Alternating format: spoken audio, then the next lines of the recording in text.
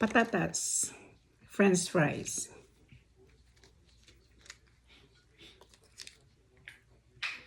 That's it.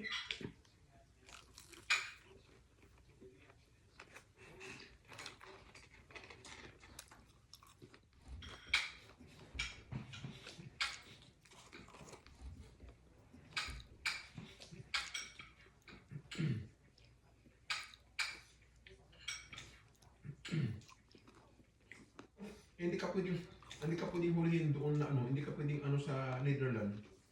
Ewan ko. Ano ang nabasa ko?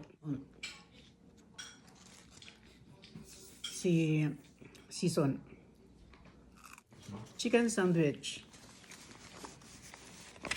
Pero kainin natin ang chicken ng ganito. Yan, chicken. Si Rocky mula nung magkaroon ng restaurant sa Pilipinas, hindi na nakita. Pero nung mahuli si Duterte, nandun nagsasalita, pumunta ng Netherlands.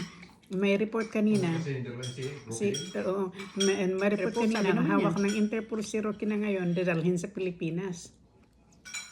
Akala ko hindi ka pwedeng hulihin doon na ano, hindi ka pwedeng ano sa Netherlands. Wala. Perfect. Ewan ko.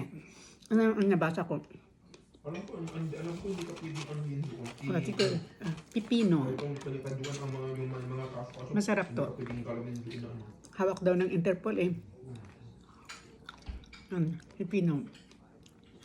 Kaya panikaduan nandun sa ano yung PPE. Oo. Si Season.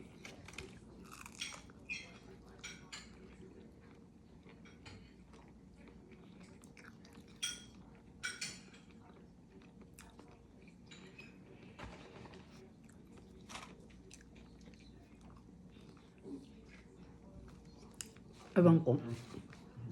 Pumunta ka sa Netherlands. Baka hindi. Ang bilis naman yung ano. Baka hindi.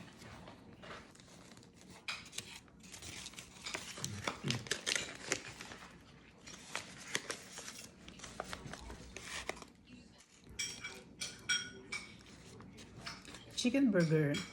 Chicken burger. Ito chicken sandwich. Chicken sandwich.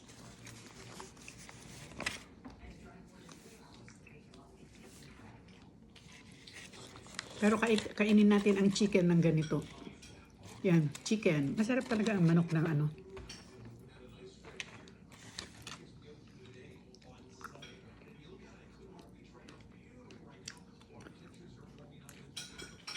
Oo.